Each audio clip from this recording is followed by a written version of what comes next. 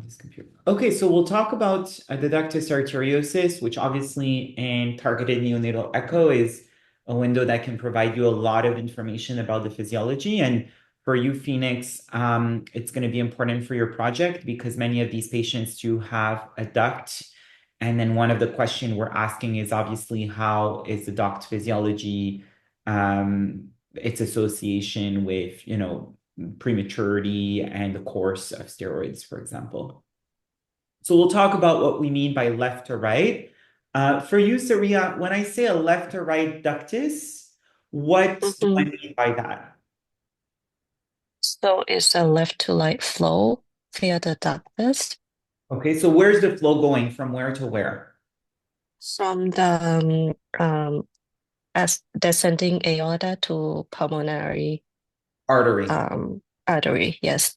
Perfect. So I don't want people to get confused, especially like for you, Saria, when we're talking about like congenital heart defect, when there's lesions that are left to right, we often mean that Okay. they're going from the pulmonary compartment to the systemic compartment. Sorry, from the systemic compartment to the pulmonary compartment, because Mm-hmm. usually the systemic compartment will be connected to left-sided structures, and then the pulmonary compartment will be connected to right-sided structures. But think Mm-hmm. about the patient who, for example, is um, has transposition of great arteries. So Yeah. we'll say there's a left to right duct. It still means that we have an aorto to pulmonary shunt, basically. So from the systemic to the pulmonary. Okay. Okay.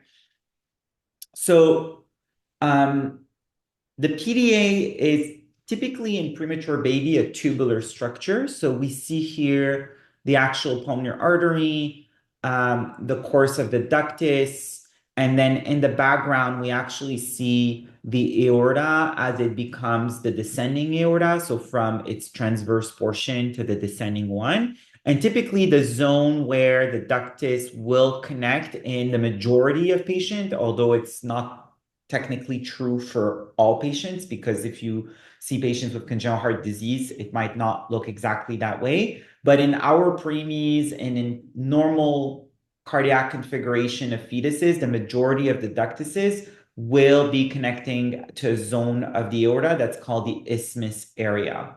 And so you can see the walls of the isthmus in the background. And I don't know Mm-hmm. if you see here, it typically is like one of the narrower portion of the aorta. And in situations, for example, like coarctation of the aorta, there may be even like tissue that looks like ductal tissue that will kind of surround the aorta. And that's why upon ductal constriction, you may get some narrowing of your aortic caliber and you can further exemplify the coarctation. Hence why our cardiologists will often tell us, the duct is still wide open. We cannot really confirm or infirm if there is a significant narrowing in patients with smaller aortas. And it's only when the ductus becomes smaller or closes that they have a better capacity to declare the caliber of the aorta being sufficient or not. And so we sometimes see what we call a posterior shelf, which almost looks like a bit like a triangle in patients with coarctation because it's that extra tissue narrowing that happens that's very tight. It forms like almost a ring around the aorta. So in any case, let's go back to our left to right ductus. So you have the pulmonary artery, you have the aorta, and what we see here is that there's red flow.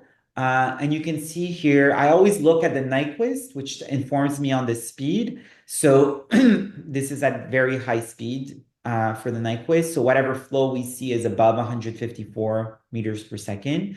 But typically, ductuses that will be uh, very significant in terms of their size will often be almost the size of what we call the left pulmonary artery. So that blue jet here is the left pulmonary artery, and that area here is the right pulmonary artery.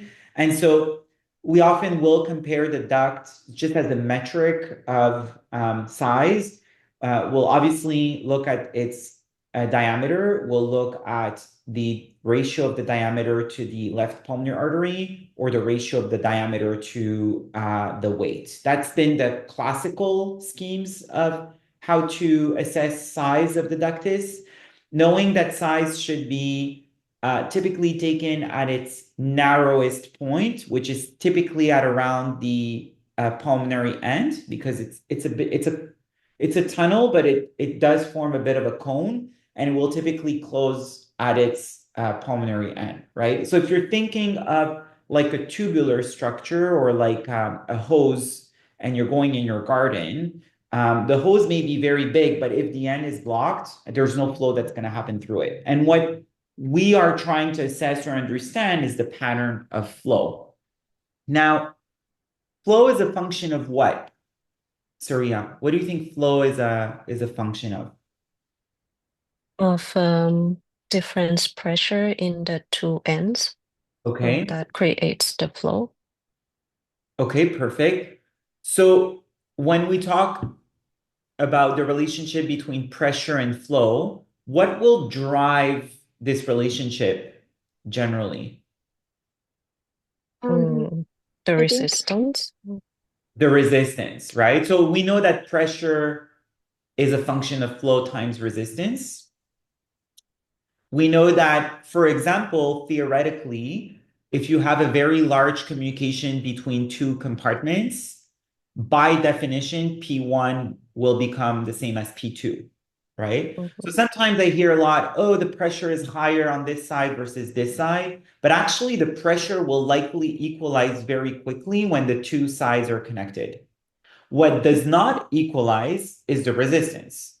So if the pressure on the two sides are the same, or they become the same because the two compartments are connected, and if you have different driving resistance in the two compartments, obviously the flow will follow the path of least resistance. So in this context, we know that we have flow going away from the probe, which is the aortic flow. We can almost see it swirl and get into the pulmonary compartment. So this tells us, well, the duct looks very large, would be very likely that the pressure on the two end will equalize probably almost throughout the entire cardiac cycle in systole and diastole. But what is likely very different is the resistances, because the flow is going from the descending aorta and enters the pulmonary compartment throughout systole and diastole. So it exposes the pulmonary circulation to the pressure that are being generated in the systemic compartment, but it also exposes the pulmonary circulation to excess flow because the pulmonary vascular resistance are much lower than the systemic vascular resistance. Now, the body is not a fixed resistance, and each organs do not have fixed resistance. They have dynamic resistance. There's a component that's fixed because there's a set amount of vessels in every territory, but there's a huge component of dynamic changes. So think about a vasculature that's receiving excessive flow. Probably to some degree, it will start constricting a bit to try to dampen that amount of flow. So although the PVR are much lower than the SVR, there's probably reactive changes that are happening in these two organs because the changes of flow sensing. So we know, for example, that if there's a lot of steel from the kidney to the point that the kidney may be sensing less flow, it will have backup mechanisms to start increasing the resistance to maintain blood pressure. So probably our babies with these large PDAs, at the beginning, we do see that they have like these diastolic fall off. They have very low diastolic pressure, which is the pressure that remains into the systemic compartment during the relaxation of the heart. And that's very dependent on what? It's dependent on the capacitance of your vasculature, it's dependent on your filling, and it's dependent on how much pressure you were able to generate during systole. And to be able to be maintained in the compartment, it is dependent on no runoff. So if there's a runoff through the aortic valve, or a runoff through a vein of Galen, or a runoff through any kind of lesion that was steel during the diastolic phase, or a bleed, for example, you're hemorrhaging because there's a vessel that's been damaged, or there's a huge IVH and you're continuously bleeding in your brain, for example. These are things that may impact diastolic pressure because the resistance are falling off during diastole. And so the resistance are falling off, the pressure is falling off, and likely the flow might be also falling off. So all these things are probably, interacting together. But at the beginning of these patients, we often see that. Now, as you get mechanisms in place to reestablish homeostasis, like their kidney, sensing, then there's like the entire RAA system that's put into the system, that's starting. So you start secreting renin and angiotensin and converting aldosterone. You may have, a lot of other types of mechanisms like BNP and ANP that will start also influencing these pathways. And then typically a lot of our babies, they do their transition and eventually they stabilize their resistance system and their pressure system. And we know that many of our patients that we don't try to close this duct because we've seen that they eventually close it spontaneously on their own or with maturation effects.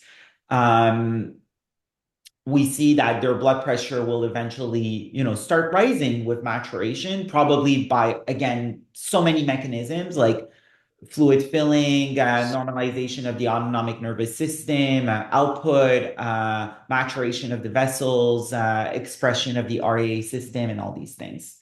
So the effect of having a steal is really immediately after birth is, we do see that these patients may have a lot of diastolic lower blood pressure. Whether or not this leads to problem, we don't really know. We don't really think, because more and more we realize that trying to intervene creates probably more harm than anything. And so the direct effect of this shunt is presumed to be leading to some degree of systemic steal. And many of our babies are quite resilient and they'll create adaptive mechanism to avoid having this causing an organ damage. So many of these patients will end up still being able to feed and they still have good urine output despite that. But the other aspect of it is that there's concern, obviously, that this may create some degree of pulmonary overcirculation. Sorry, just a second.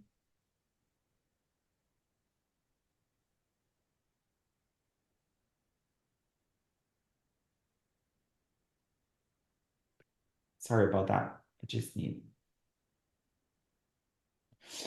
Um, so, so the whole controversy about the premature baby is that if you have this large shunt for a prolonged period of time, is it leading to some degree of pulmonary overcirculation, which eventually could lead to pulmonary edema, change your pulmonary mechanics because you have more difficulty of ventilating a lung that is more edematous. And so because of that, you may create more lung injury by increasing your respiratory support, which we know mechanical ventilation can damage the lungs. Now, we've seen also that many of these babies actually just manage with conservative methods, which are to limit the amount of mechanical ventilation for sure, but trying to not be too concerned about the amount of PEEP that some of these babies will need.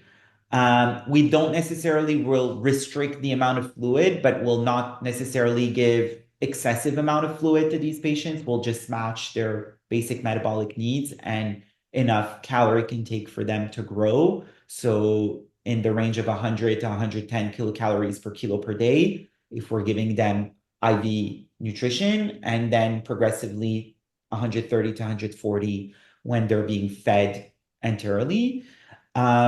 We try to still extubate them as quickly as possible, but we've noticed that in our approach that using a lot of non-invasive ventilation, avoiding mechanical ventilation, making sure that they get more the negative effect of the diaphragmatic contraction, and maximizing, your lung inflation using bubble CPAP or PEEP, you're already able to inflate enough, that we don't see that much pulmonary edema. We also try to avoid giving too many like fluid boluses and things that may worsen, the relationship between the filling of the systemic compartment to the pulmonary compartment. We don't use diuretics, as you know, Soria, for the management of the ductus because we haven't seen much concern, much effect of that. But also, there's been historical concern that agents like furosemide may actually enhance the caliber of your duct through the secretion of prostaglandin in your kidneys. But that's been disproven by a few other studies. This was initially in the studies that were done in animal models, but there's been other studies since more in the clinical setup, which has not really shown that.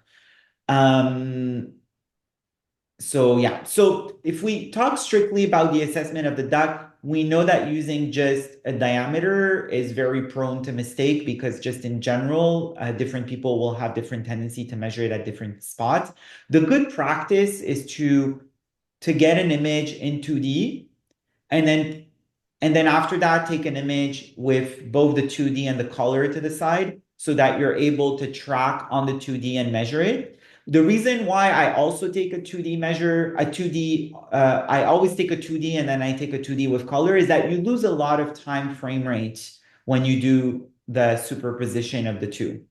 Versus if you only do a 2D, you get a much higher frame rate. So you're able to go back and then remeasure if needed. But for many of the research projects that tries to standardize the way we measure the duct, we always have or try to always have one section in 2D and one section in color at the same time. And we do want to measure it at its narrowest point, which is typically around the pulmonary end and typically during a portion of the cardiac cycle, which is the smallest. So that's an example of ductal and LPA measurements. It's measured at its narrowest point where you have the sharpest view of the two walls. And it's often expressed eventually as a ratio of PDA to LPA or PDA to weight. And I'll show you some of the other classification systems. So again, this comes from the targeted neonatal echo document. So it's measured perpendicular to the anterior wall of the pulmonary end. So this is the anterior wall. So it shows you the line and it shows you perpendicular and pulmonary end because it tends to be the smallest. So we typically have these three feet, which is the right pulmonary artery, the left pulmonary artery, and the duct that goes and connects into the descending aorta.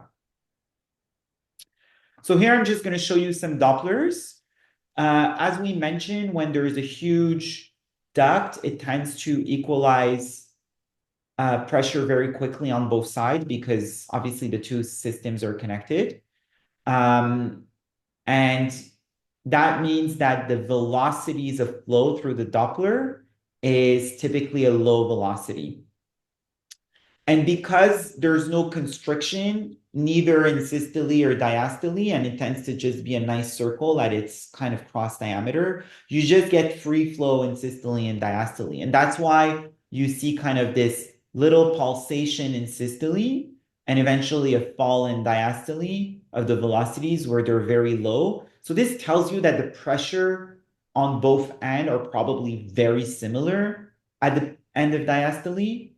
And there might be a small difference in systole between the aortic and pulmonary pressure. So you know the Bernoulli equation. So if you put this in a Bernoulli equation, it's 1.2 times 1.2 times 4, which is the peak here. It gives you about 6 millimeters of mercury. So if your systolic pulmonary arterial pressure is like 60, then you would be at 54 for your systolic pulmonary arterial pressure compared to your systolic blood pressure in the system. So 60 minus 6 gives you like 54. And then here you're at 0.4. So 0.4 times 0.4 is like 0.2 times 4, it's like 2 point something. So if your diastolic pressure in your arm or your legs are like in your legs and your postductal arm is something like 35, you remove 2 and it's your diastolic pressure in your pulmonary artery. But this obviously, you know what the Bernoulli equation assumes that we're measuring the velocity through a narrow point, and we know that the duct is not a narrow point, it's like a tube. So there's probably dampening of flow throughout the tube just because blood flow is rubbing against the wall of that tube. So it's not a perfect assumption, but it gives you a sense that there is no really restriction of the pressure transmission. When we talk about restriction, is how much are you blocking the amount of pressure transmission, right? So you're having your hose and you're eventually closing off the tip. And so as you're closing off the tip, there's less flow, there's buildup on one side compared to the other side, and eventually you start pissing through that narrow tip. So the velocity will become very high because the pressure on both sides are not the same anymore. Make sense? So we typically say that they have like a very pulsatile pattern. And why is it pulsatile? It's because you don't maintain when you start creating restrictiveness in your vessel, it allows to dampen that pulsatile flow. We call this the Windcastle effect. It's because you're building up pressure within the wall of that vessel, which maintains the pressure within the wall of that vessel. And so you'll see that as this PDA becomes restrictive and smaller, you start losing this. You start having a much more sawtooth appearance to the ductus compared to this like really pulsation. Okay. Okay. So typically what we do is that we measure the peak systolic velocity, which again, you can use that as Bernoulli equation to measure a pressure gradient. So the Bernoulli equation, it's 4 times the velocity to the square. And then same thing here, this is the end diastolic velocity. And so here what I've done is actually, it's a pulse wave Doppler, but there are times you won't be able to use a pulse wave Doppler. You'll use a continuous wave Doppler if the velocities are becoming too high. So this is an example of the same duct in which I used a pulse wave Doppler versus a continuous wave Doppler. And you see that the measurements are pretty much the same.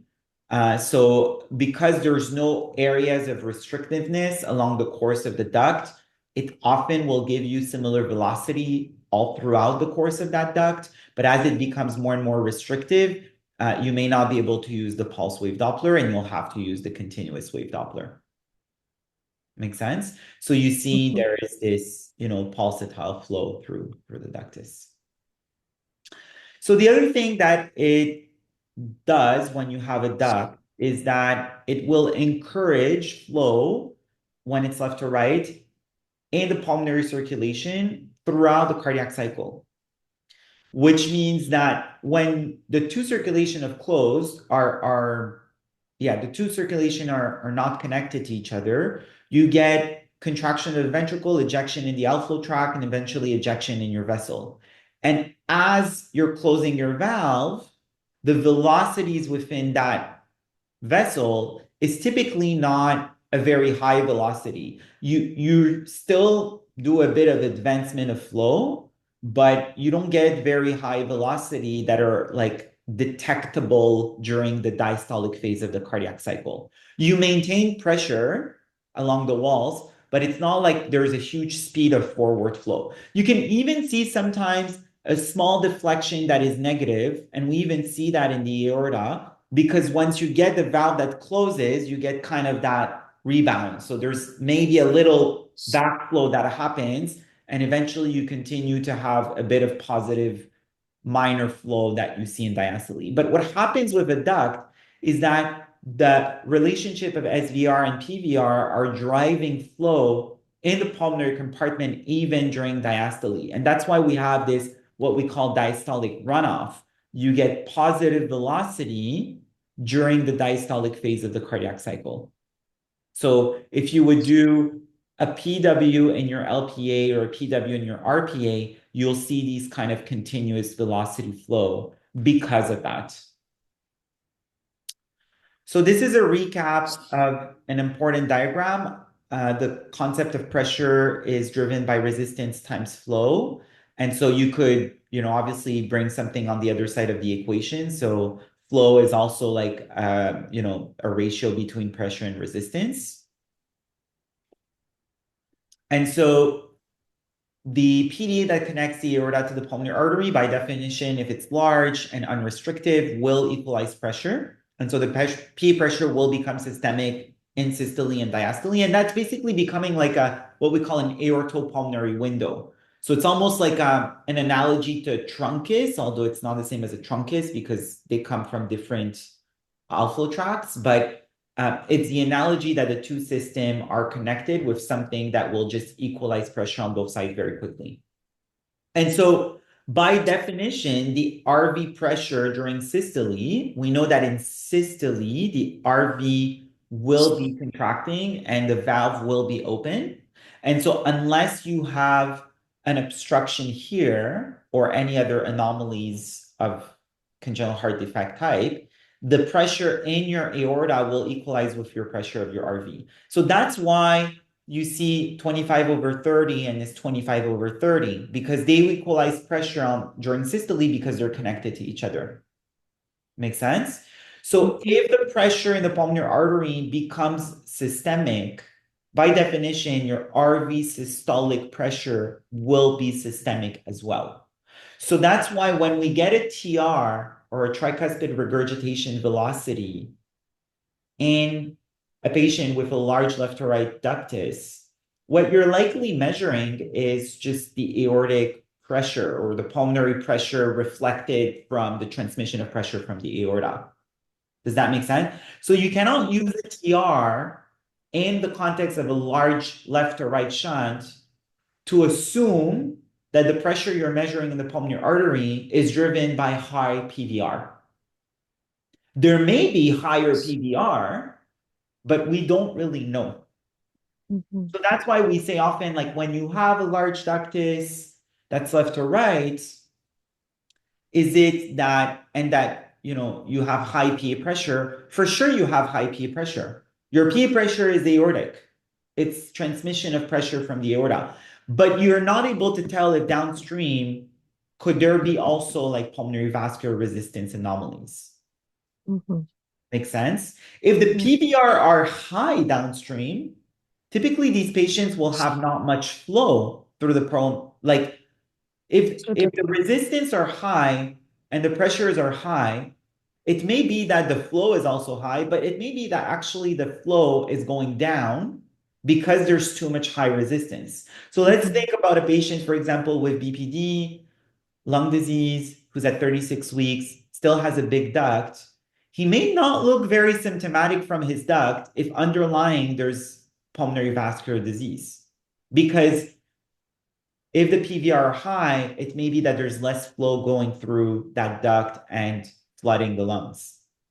Versus the patient that has a very white lung, very edematous lung because of that duct, well, that I'm a bit less concerned that there might be underlying high PVR.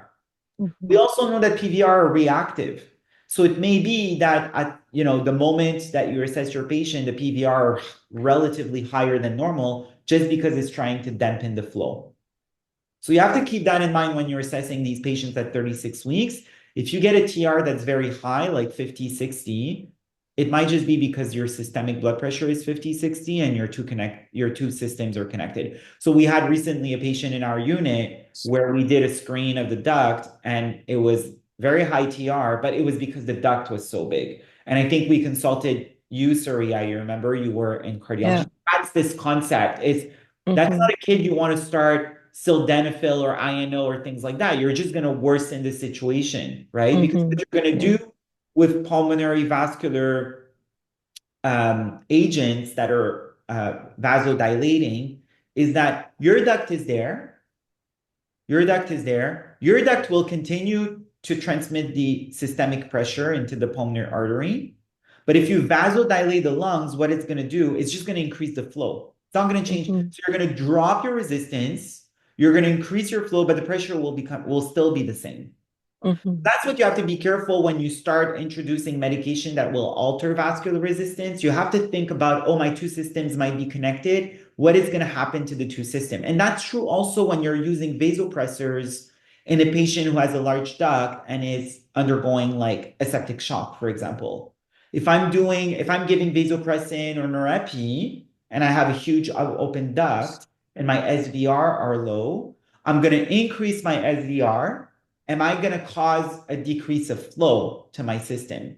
So it's all these things you have to think about when you're addressing these patients with hemodynamic instability is the relationship between the compartments. So it's almost good to always draw your heart, put your pressures, put your assumptions of resistance where you are everywhere, and then decide what kind of treatment you're going to do because we all know they have side effects. So for example, if you're going too high on your norepinephrine in a patient with sepsis or neck, are you going to be decreasing the flow to some of these organs and just Mhm. flooding your lungs? If you don't have a PDA, then the effect may be much more targeted, right? But if you have a huge duct, the reflection of the impact you have with your medications may be also altered with the fact that there's a caveat that there's flow loss or seal effects or relationship between the two compartments. Okay. Mhm. So I just want to go through a bit of the normal heart before we continue. SVC, IVC are venous structure and they'll passively percolate blood flow into the right atrium. The right atrium is typically a very low resistance chamber, and because of that, the pressures are typically low. You can see here that the saturation is around 75%, which tells me that the brain and the rest of the body extracted about 23% out of the hemoglobin molecules of oxygen. Make sense? Because here you have 98% of saturation, you're 75% of saturation. Mhm. It's very important, Surya, that during your year, like for some of the cases that go to the cath lab while you're in the cardiology phase of your training, try to go Mhm. and read these diagrams and understand the pressure, the saturations, the resistance, and how they drive all of this. Because if you have a crisp understanding of that, you'll be able to understand the relationship between chamber pressure, resistance, consumption of oxygen, where's the blood flow going. And that's really what we're trying to get with TNE and hemodynamics at the bedside Mhm. without having to bring to the cath lab. But sometimes we do have to. Mhm. So basically, your right atrium chamber will eventually send blood flow into your right ventricle, and typically the tricuspid valve will open during diastole, which means in diastole of the right ventricle, the pulmonary valve is closed. So these two compartments are connected, which means that the pressure will equalize. And that's why the diastolic pressure of the RV and of DLV, they're very low, right? Because at that Mhm. time, the valve will open, the ventricle is expanding, and you basically suck the blood from the right atrium, the SVC, the IVC into the right ventricle. So there's like almost like a suction effect that will drive the flow from the SVC, IVC into the RV through the right atrium. Makes sense? Which becomes a Mhm. complication when you have patients with Fontan circulation, where the SVC and IVC are directly connected to the pulmonary artery and will passively enter the pulmonary artery because they don't have that kind of suction effect. So they're really dependent on passive circulation for pulmonary vasculature. And if you have pulmonary vascular disease or high left atrial pressure, left atrial pressure, high atrial pressure, because at that point they just have one atrium basically, Mhm. it becomes a problem, right? Because it all depends on this passive circulation. And so for that, they really need to have like kind of pristine pulmonary vessels, like pulmonary arteries and pulmonary veins, because if they don't have pristine vessels, this flow will just not happen. Back to our normal patient. So in diastole, you will equalize pressure. That's why the pressure in the RV at the end diastole is typically very low. During systole, you close your tricuspid valve, you generate pressure in the right ventricle. Eventually, that pressure will exceed the pressure into the pulmonary artery, which will open the pulmonary valve, and you get blood flow into your pulmonary circulation. So obviously, if your pulmonary valve is stenotic, your RV pressure will be much higher than your PA pressure because it becomes restrictive. So these two compartments are not equalizing pressure. And if it's too stenotic, then eventually you start impeding the flow because your RV is not able to compensate the obstruction, or because there's backflow because the pressures are becoming so high that the tricuspid valve becomes incompetent. Make sense? Mhm. If you have a pop-off at the atrial level in that context, you'll have a right to left shunt. If this wall is intact, your SVC, your IVC will become high pressure and you'll get a big head and a big liver. Mhm. If you have a large PFO or interatrial shunt, you'll typically less see this big liver in patients with RV dysfunction, right? So when you see big liver, it's often like you have RV dysfunction, your right atrial pressure is high, you have backflow into your IVC and SVC, and your baby may have an interatrial shunt, but at some point, if the shunt is not big enough to pop off and you get buildup of pressure, you might still have a big liver and a baby that's blue. Why blue? Because you get a blood flow going from your RA to left atrium because of this effect of high pressure. Okay? Mhm. You can also increase your right atrial pressure if the flow coming back from your SVC or your IVC is torrential. Do you know any condition that can cause this? Mm. What could increase your flow through your SVC or your IVC? Vein of Galen, So AVM malformation.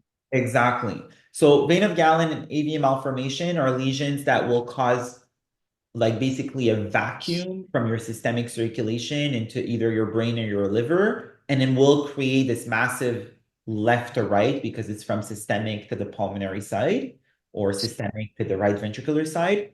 And then will send torrential flow through the SVC. And this torrential flow will eventually accumulate into the right atrium and into the right ventricle, and they will dilate significantly. And so, because of that, your right atrial pressure may become very high and you might get a lot of shunting. And the more volume of blue blood you enter in the systemic circulation, the overall soup will become bluer. So think of blood as like a soup that you're doing. So you can take your water and boil it, and the more salt you put, the salty the soup is going to become. So the more blue blood volume you enter into your systemic circulation, and the more fraction of blue blood compared to the red blood, your overall ballpark blood will become bluer. So these babies may become very desaturated just because they have so much blood flow going from the right atrium to the left atrium. It doesn't mean that being blue is necessarily bad. What's bad is that when they don't get enough oxygen entering their systemic circulation, that the organs are sensing hypoxia. And because of that, they become ischemic.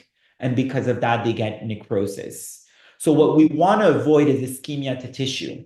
So your baby could be sitting at 85 and we don't care. If you have enough flow through your organs, you're perfusing well, and you're actually extracting oxygen to a sufficient amount that the metabolic demand is met. And that's why for some of these babies, we actually keep them calm, even sedate them sometimes. They can have seizures, so we try to control the seizures to diminish their metabolic demand because even if they're standing at 85, there's no point until we address the flow lesion to make them saturate higher if they're perfusing okay Mhm. because of this high kind of turmoil that's going through the brain. Make sense? So it's a Mhm. matching of metabolic demand to oxygen support, to oxygen delivery. Mhm. Okay, so we're here. We said you have the PA pressure that is going to be matching your systolic RV pressure. The diastolic pressure you see is low, which is the normal diastolic pressure we'll see in adults. And this is a function of the same thing. If your pulmonary valve is competent, you're going to maintain pressure in your pulmonary compartment. If your pulmonary valve is incompetent, you're going to lose diastolic pressure. We see that in patients with like tetralogy of Fallot post repair, where they have a lot of what we call pulmonary insufficiency, and they may have very low diastolic pressure. And what happens is eventually you get like to and fro flow because you just get diastolic runoff into your right ventricle, and that may eventually cause volume overload to the right ventricle in these patients. So that's why they get these very large RV dilatation. Eventually, you need to address this when they're kind of older. So then blood flow goes through the pulmonary artery, goes through the lungs, and if the lungs are pristine and they're fine, and there's no VQ mismatch, then the blood flow coming back from the pulmonary vein is going to go into the left atrium very well saturated, right? Because all of these blue little hemoglobins went through the lungs, they met oxygen, they got married with oxygen, and they came back to the left atrium before their next divorce. Mm. Make sense? So if you have lung disease, then obviously there's areas in these lungs that are not working and some areas where they're never able to meet their oxygen partner. So they might come back to the pulmonary veins with saturations that are like in their 90s and their 80s. And obviously, if you're starting in your pulmonary vein with 85% of sat, you're not going to increase and meet oxygen along the way. It's just not going to happen. So babies that are blue could be for so many reasons. We know pulmonary reason, cardiac reason, airway reason, or hemoglobin reason. That's the typical most common things. And pulmonary reason, there's so many of them, but think of babies with like meconium aspiration syndrome, babies with RDS that have atelectasis. So these areas are just not having oxygen to give to the vessels as it percolates through the lungs. So if you're starting well at 98%, you're going to be 98, 98, 98, 98. And when I have babies that are blue, I think the good habit is to recreate and redraw the heart and take the information you get at the bedside, like blood pressures, oxygen saturations, pre and post. Where's my gas obtained? Is it pre-ductal, post-ductal? If it's post-ductal and it's arterial, like what's my PaO2? Is it contaminated by a right to left shunt at any levels? Is this right to left shunt solely like pulmonary, or is it coming from also a VSD or a PDA or a PFO? And that's how you're able to like provide information like on what hemodynamic component you're gonna target, right? So for example, we also know there's a lot of cardiorespiratory interaction. So a baby that is on high frequency ventilation with a mean airway pressure of 20, of course you're compressing the lungs, you're compressing these vessels, you're changing, the dynamics within the heart. You might be even compressing the heart. So the filling of the heart might be problematic. Your RALA pressure may be higher. You may have issues with pulmonary vascular afterload. You may change your LA preload. So there's all these things that will impact the heart, right? Because if you're squishing your arteries and your veins, there's less flow going through your pulmonary veins. There's less flow filling the left atrium. Your left atrial pressure is going to drop. You're going to encourage more right to left shunt here because your RA pressure is going to increase on the contrary, right? Because you're increasing your positive pressure inside your thorax. So you have to take this into account. So you take the heart, you put the info, you take the lungs, you put the info, you look at the filling, how much, filling are we giving? And then you look at the medications that are already in place and what they're currently doing. And that's how you do a final recommendation. And the echo is just that extra layer of information you're getting to provide a management plan. Because there you're able to assess the shunts, you're able to see the performance of the ventricles, you're able to assess the performance relative to the blood pressure that there are in the connected vessels. And that's how you're able to kind of do a better educated management to your patient, knowing that a lot of the meds that we use, we assume their effects. We don't know for real their effects in real life in our tiny babies, in which they were really not well studied. But in any case, we come back from the pulmonary vein. You see again that the mean pressure in the left atrium is around 6, a bit higher than the 3. Why? Because after the transition, so we're talking about typically after 1 to 2 months of life, even sometimes 3 months of life, the LV has been facing a much bigger network of vessel, higher resistance, also hormones that are circulating and potentially impacting your left ventricle, like the renin-angiotensin system, for example.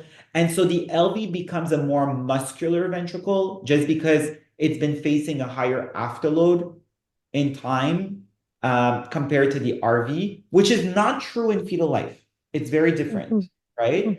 So the LV facing this higher afterload, the whole mechanistic change of the muscles is that it becomes bulkier, a bit like when I go to the gym and I do like bench press. If I do it like for 6 months, I'm going to have like, bigger chest just by definition that my muscle will adapt to try to like do more efficient work. So there's a concept of cardiac work you're going to have to go read on. And so to do more efficient cardiac work, it will adapt in that way.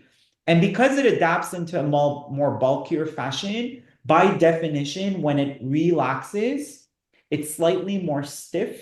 And because it's slightly more stiff, you start having a slightly higher end diastolic pressure, which is like really 1 or 2 millimeters of mercury above the right side. And just that is sufficient to make sure that eventually our flap of the patent foraminovalle will be closing in one direction and eventually will fibrose. Although we know from cohorts that there's like from 4 to 25% of people that will remain to have a small little shunt there. So the end diastolic pressure is a very important component. If you have a patient with pulmonary hypertension on echo or concern for pulmonary hypertension, you always have to think that what you're reading in your pulmonary pressure is a component of the resistance in the lungs, the flow going through it, which is dependent on your RV function. So if your RV is dead and you don't generate flow, you're not going to generate pressure, right? Mm-hmm. So you could have a totally normal pressure with very high resistance. And if at this point the RV is struggling and it's just not, generating flow. And we've seen that. We've seen patients with like extremely severe RV dysfunction in which we get a TR and it's really not that impressive. But if you go to the cath lab, the resistance is like 10 times systemic.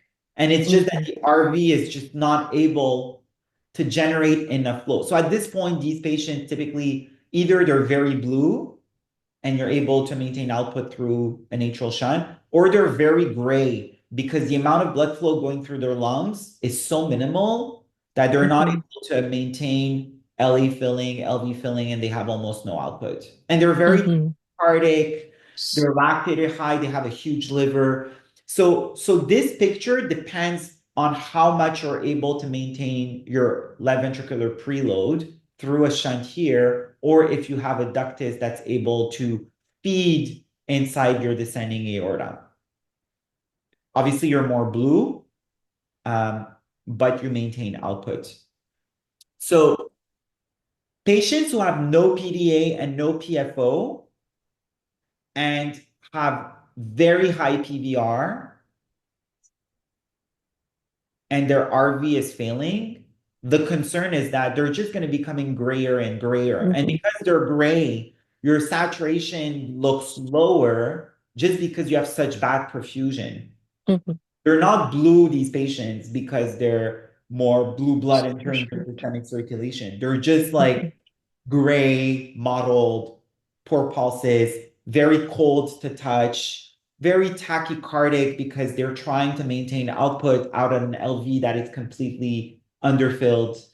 And giving more fluid won't necessarily help because often the fluid that you're introducing is just going to go and like even worsen your right ventricle and just pull into your tissues because it's not able to get through the pulmonary circulation and fill your left atrium.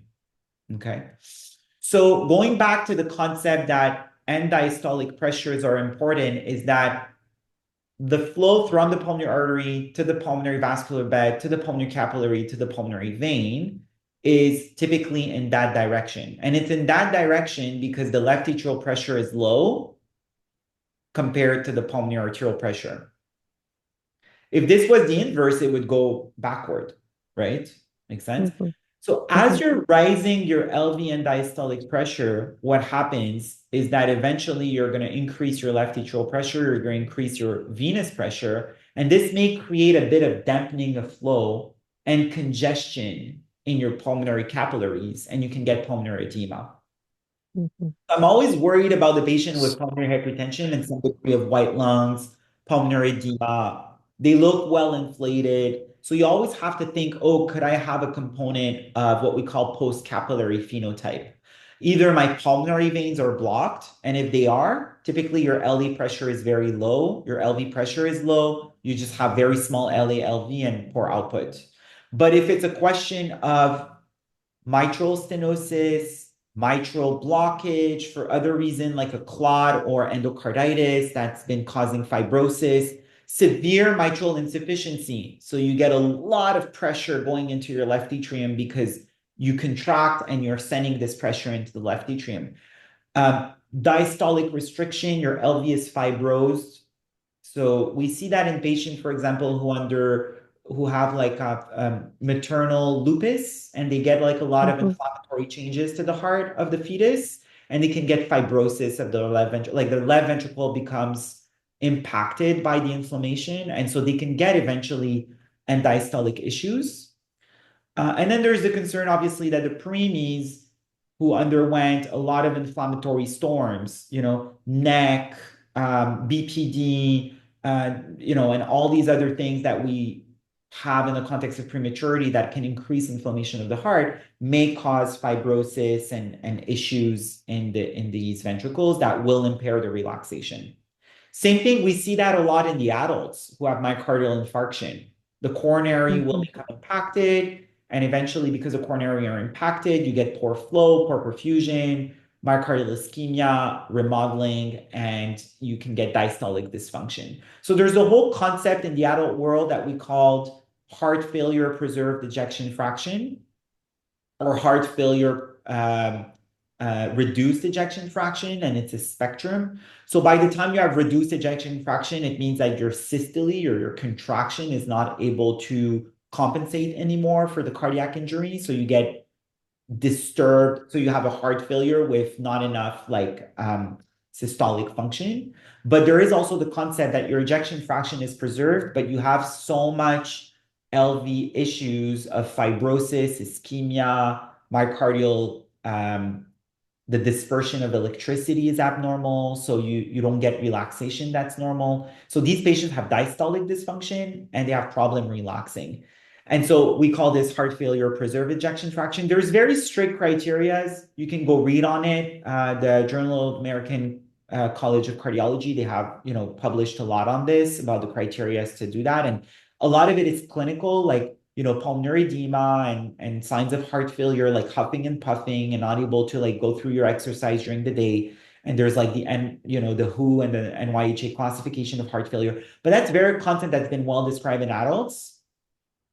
And in the neonatal period, we just don't know well how to best describe relaxation of the heart. So a lot of it is still at its research beginning. Why? Because the first few months of life, the heart is still adapting to the postnatal context, right? Which is very Mhm. different than the fetal context. So it's very normal to see the heart like more stiff in fetal life and similarly in postnatal life immediately because the heart is still adapting a lot in this transitional period. And obviously, being born prematurely throws off all of this too. So it's very difficult to say, oh, there's diastolic dysfunction. And really, clinically, right now, the only time that we are able to more dictate, oh, there's like concern about diastolic function, it's like in patients who have like severe hypertrophy, like infant of diabetic mother. And because of that, you get hemodynamic compromise clinically because they have like severe hypertrophy of their heart. And the hypertrophy of the heart in infants of diabetic mother is thought to be secondary to insulin, partly because insulin is a very anabolic hormone. And so because they're exposed to very high insulin throughout their pregnancy, they can get a lot of muscle buildup. And that's why they're macrosomic, right? Like they're big from Mhm. everywhere because it's a very anabolic hormone. And that's why a lot of bodybuilders will shoot themselves with insulin, right? And that's why they may also have heart issues because of that. So these are just like concepts of physiology. Always come back to your heart diagram and always place this information when you're at the bedside for the rest of your career to be able to Mhm. make like smart decisions on what you're going to do with your patient for hemodynamic concerns. We were supposed to talk about the duct. It's been an hour, but we've just been talking about hemodynamic concepts. But we'll go through more of the duct at another time. So I want to remind you that a baby that's blue is better than a baby that's gray. And so sometimes when you have situations that PVR are much higher than SVR, having a duct that's open, yes, will equalize pressure, but at least you're able to maintain output. Um, but because you so think of a big duct that's here and think that PVR is much higher than SVR. So if you bypass the lungs, you're able to maintain flow, but obviously less flow is going to the lungs. And because less flow is going to the lungs, the fraction of flow that is coming back here, oxygenated, is much lower. So if you have a shunt from right to left at the atrial level, the amount of volume relative to the amount of volume that is coming back from the lungs is going to be shifted. And so you're going to become bluer and bluer and bluer. So you're not just going to be having pre and post ductal saturation differences. You might also have a baby that's blue if you have an interatrial shunt because you're going to encourage the flow through that shunt too. Does that make sense? Mm-hmm. Okay. And that's the typical picture of like acute PH secondary to maintenance of high PVR relative to SVR and the immediate neonatal period that we used to call PPHN. Okay. This is what we call descending aortic view. You can see a catheter through this vessel that is the aorta, and you can see two branches coming out of this aorta. The first branch is the celiac trunk. The second branch is the superior mesenteric artery. And then here I'm doing a pulse wave Doppler trying to capture the flow velocity through this celiac trunk. It's not perfect here. The reason is that the vessel is going in this direction and the line of interrogation is going in this direction. So I'm like, I would say 45 degrees almost. So it's not great to do that. But I think you can appreciate that there's probably absent end diastolic flow. And these vessels, at that point, they're supposed to be in a territory that they're able to maintain their diastolic flow throughout the cardiac cycle. We call this the Windcastle effect. So if I just bring you to the website, I'm going to invite you to read. It's a very dry read, but it's an important read for your learning of hemodynamics. So on the website, I've put a zone that's called cardiovascular physiology definition. And I put all the definitions that at the end of the year of training, you're supposed to know this by heart. Like what's Henry's law, Hooke's law, what's Fick's law, what's Boyle's law, etc. So you're able to like what's the Frank-Starling law? Like, as you're changing your preload, you change your function, but eventually there's a plateau to that relationship. But if you go here, I do mention like what's the cardiac work. We spoke a bit about today about like stroke, cardiac work, etc. But I also put the whole aspect of the Windkessel effect, which is the ability of large elastic arteries to dampen pulsatile nature of blood flow. And so that will obviously change with arterial stiffness. I've also put Dr. McNamara really did a fantastic lecture that I think you had to go through for your first. I hope you listened to that one. He goes through really in all of these concepts of physiology. So I find that this is one of the must talk that you have to go through.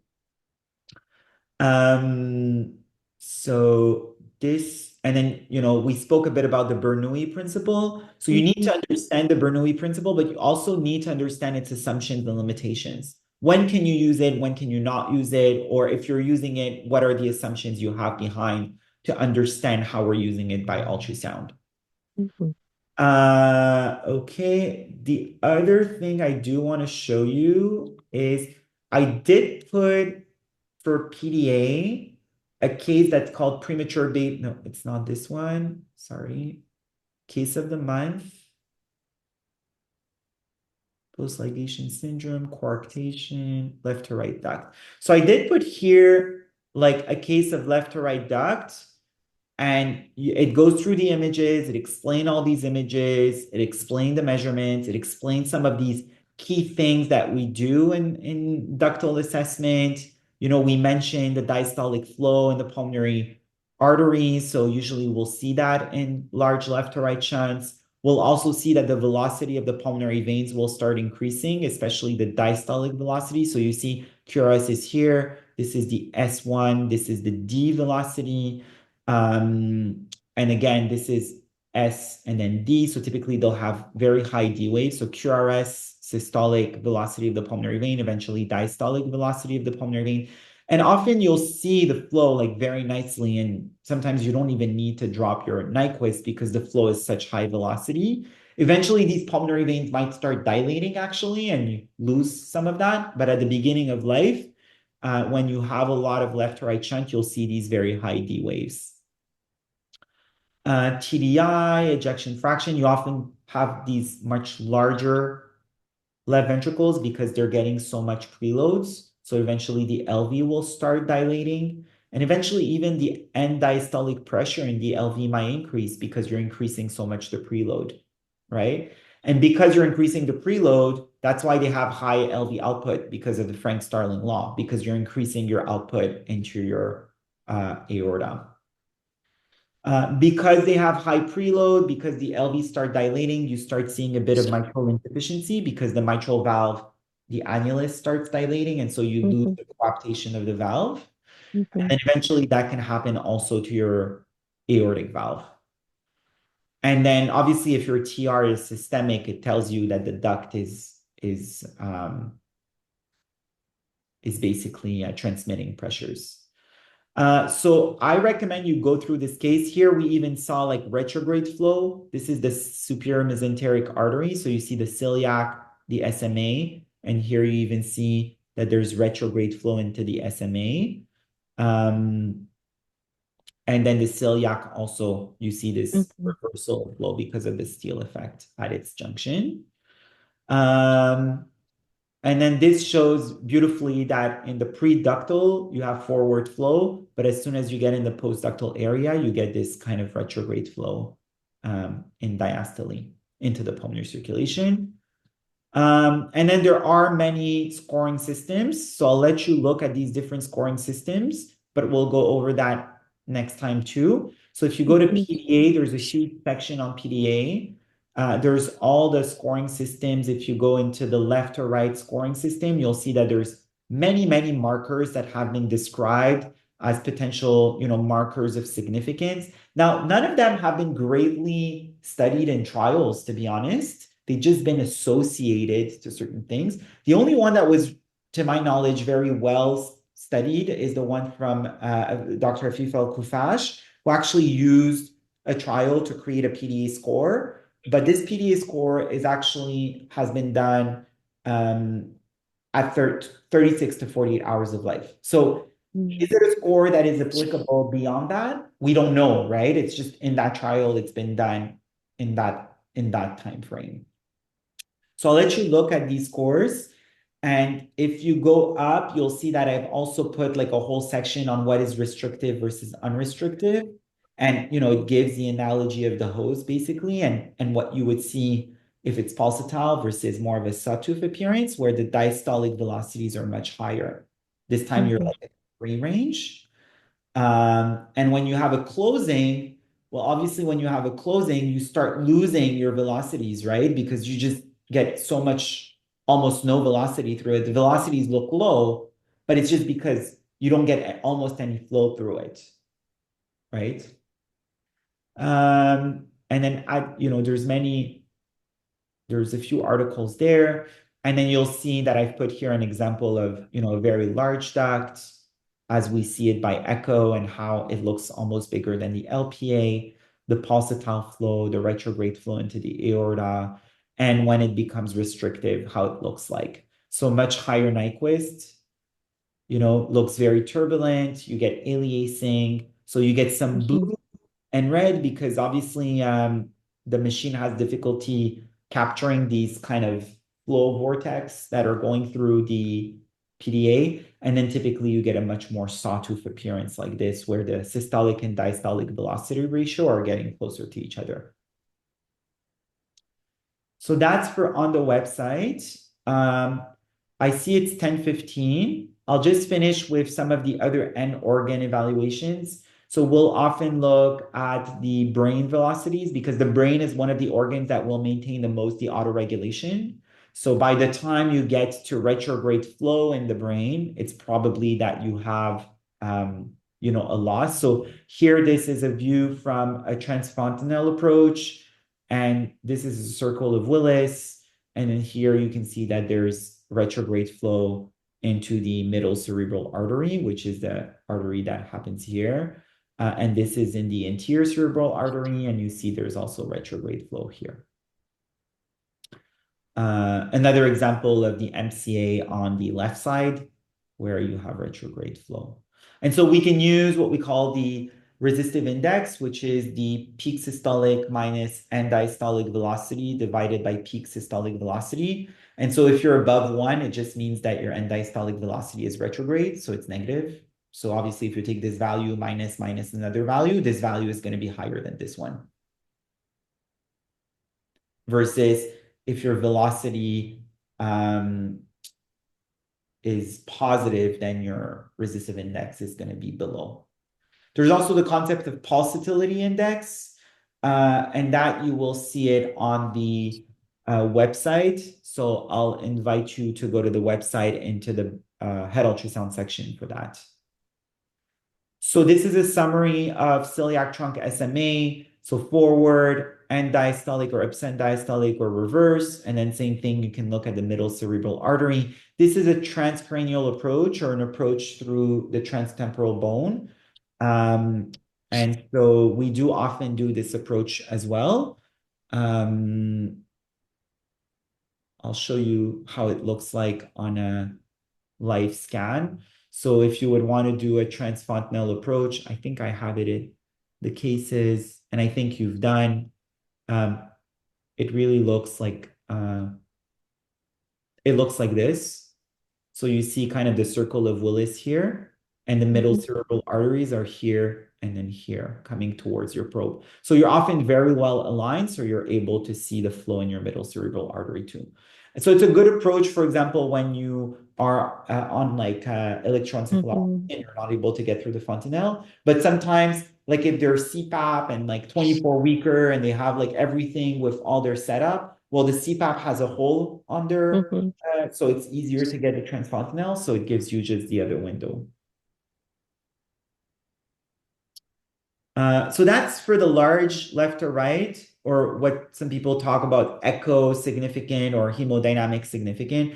I don't like the terminology hemodynamic significant just because it implies that it has hemodynamic consequences, which we don't really know. It might, but we don't really know. But I think echo significance provides just information about it's currently having an impact on the cardiac chambers, like LV dilatation, LA dilatation. And we know that, if you have these effects, you might want to address your patient slightly differently in the way you manage your baby. So it might be that, the way you manage your CPAP, the PEEPs that you're doing, you might be less aggressive at suddenly weaning your PEEP if you have a very large duct and your baby is stable. You might be more cautious about the quantity of fluid you're giving. So maybe maintain your 150 to 160 and maximize nutritional input by increasing calories instead of going to 170 or 180 cc per kilo per day. So things like that, you would take into account. In other centers, they'll use some of these metrics to decide if they're going to go for Tylenol or NSAIDs, which we don't use in our practice, or even use these metrics to decide if they're going to be going for a cath lab closure or ligation, which we also don't use. But we'll use these metrics when the baby is like already at term and the PDA is still large and not closed, to decide, are we going to wait for it further, or now that we're term, we can just go for a cath lab because we don't expect it to close spontaneously. And we haven't had that many babies in which this has happened, but we have about 1 to 2 a year that we need to continue following and then decide if we're going to go for a cath closure later on. Again, not great trial data, but just our approach. So that's for this session. And then next time we'll go over the restrictive duct. We'll go over the bidirectional and the right to left.